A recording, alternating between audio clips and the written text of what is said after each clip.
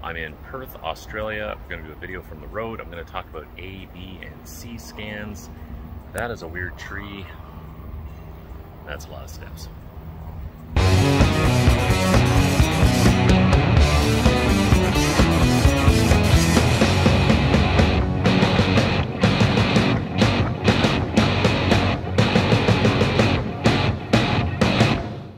When we're doing ultrasonic testing, you get really used to looking at the A scan. That's the simplest of all the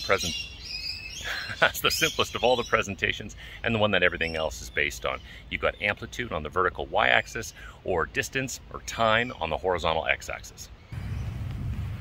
I don't even know what that is. We're going to start with A scans. We have to realize where they came from. So we're going to start talking about the old oscilloscope. And what you had is a sweep control, a delay control, and a gain control. Sweep is basically the same as range on a modern instrument.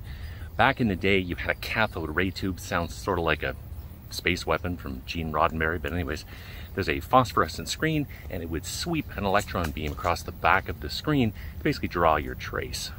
By adjusting the sweep, it basically compresses everything along the time axis, left and right, the same as using the range. Whereas sweep compresses the A scan, delay slides the A scan and moves it off the left-hand side of the screen.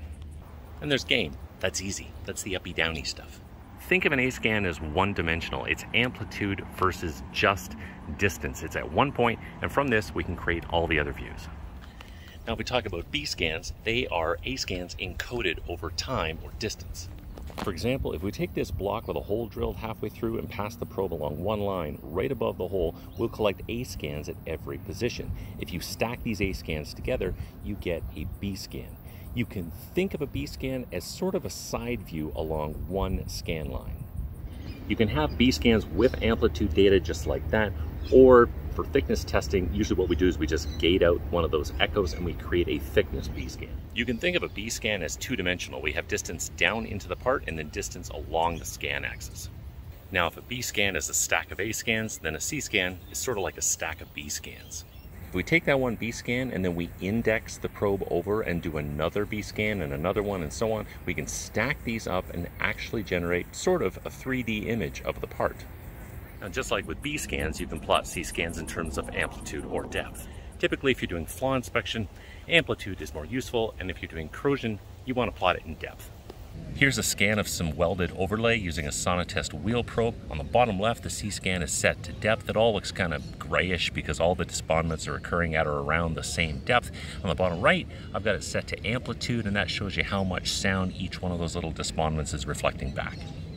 This covers off the basic A, B, and C scan layouts. If we get into angle beam inspection with phased array, we start talking about corrected versus uncorrected C scans, top views, end views, maybe a D scan. I'm not going to get into that today. That's for another video. It is way too nice outside. I hope you enjoyed the video. If you did, please hit the like and subscribe buttons, and thanks for watching.